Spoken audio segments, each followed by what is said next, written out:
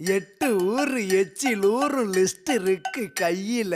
எங்க ருசிய அடிச்சுக்க சாப்பாடு எவனும் செய்யல. 8 ஊரு எச்சில் ஊரும் லிஸ்ட் இருக்கு கையில. எங்க ருசிய அடிச்சுக்க சாப்பாடு எவனும் செய்யல.